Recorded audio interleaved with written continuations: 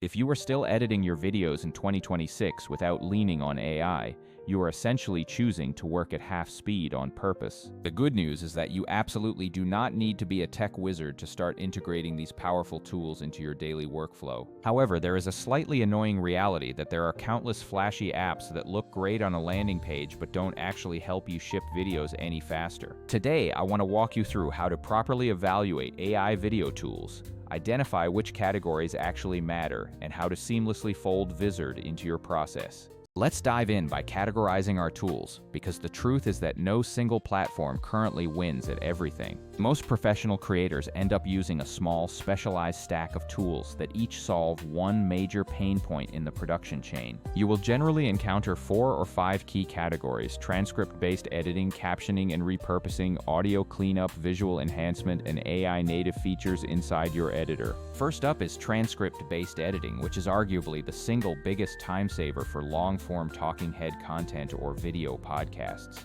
Years ago, you had to scrub through hours of footage manually, but now modern platforms can turn video into text and let you edit the timeline by simply editing the script. Two names that always come up here are Descript and Premiere's text-based editing features. Descript was built specifically around this workflow, and it is fantastic for quick rough cuts, team collaboration, and cutting out filler words. Just remember that some of the automated voice features can sound a bit robotic if you overdo it, so keep an ear on your natural cadence. Premiere's text-based tools are excellent if you already live within the Adobe ecosystem because everything stays under one roof. My rule of thumb is that if rough cuts are what is slowing you down, start with a transcript-first tool to gain some immediate speed. Next, let's talk about captions and repurposing, which is where AI really starts to feel like having an extra editor on your team. For short-form content, the biggest demand is fast, accurate captions and easy ways to turn long-form episodes into dozens of bite-sized clips.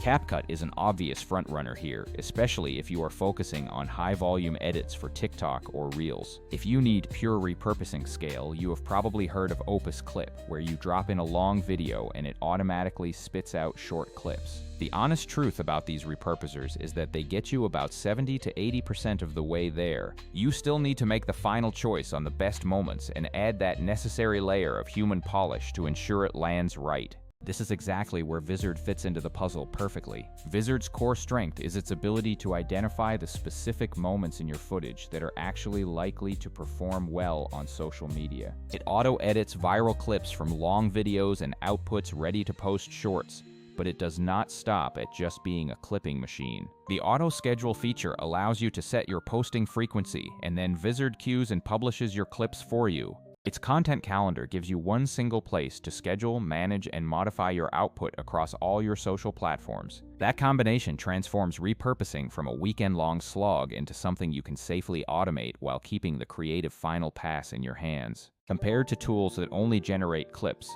Vizard focuses on distribution and consistent cadence, which matters a lot when you are trying to grow an audience. Third, we have to address audio cleanup, because bad audio is the #1 retention killer in any video. Adobe has really solid audio tools in Premiere and Audition, but if you want a simple drop-in and fix experience, services like Krisp are excellent. These tools don't make your voice perfect or more interesting, but they do make it consistently listenable. My best practice advice is to try to fix audio early on during the ingest process rather than tweaking it at the very end. Fourth, let's touch on B-roll and visual enhancement.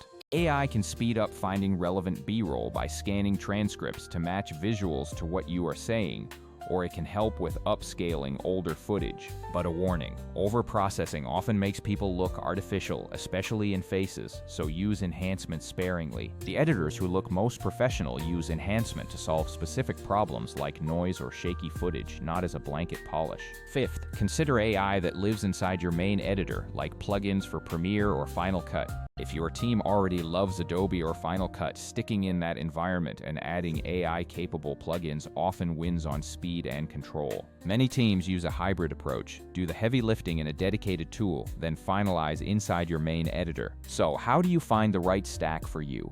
Step 1 is to pick your main editor and keep it. Step 2 is to map your painful bottlenecks. Are rough cuts taking forever, or is repurposing a grind? Most creators don't need a dozen apps. 2 or 3 focused tools usually remove most of the friction. If you are a one-person creator focused on short form, use CapCut for quick captions and Vizard for clip generation and scheduling. If you are producing video podcasts, use Descript for rough cuts, an audio fixer, and Vizard to automatically pull and schedule clips from each episode. A critical mindset to carry is that AI speeds up the process but does not replace your creative judgment. A tool might generate good captions, but it won't write a better hook for your unique personality. If you are scaling a team, remember that tools don't scale you by themselves. What actually scales is a smart editor who knows how to use AI. Hiring an editor who understands transcript-based workflows and can make quick judgment calls on clips will multiply whatever tech you buy. Vizard finds that sweet spot for creators who need both volume and control by spotting the moments that are likely to work. That means you can spend less time wrangling exports and uploads and more time on what actually grows your channel. Better ideas and better hooks. Start by identifying one bottleneck and fix that well before adding another tool to your stack. Build a short standard operating procedure such as how to label raw files and who does the final creative pass. When you test Vizard, generate a batch, pick the best clips, tweak them slightly, and ship them because volume plus curation beats perfect clips done slowly. These tools are here to make you faster, not to replace your creative taste, and the creators who win are the ones who pair human creativity with AI speed. If you want a no-fuss way to turn long episodes into consistent short-form content and automate distribution, Vizard is worth checking out. It won't steal your job, it will simply help you scale it. If you found this helpful, leave a like and subscribe for more breakdowns like this, and I will catch you in the next one.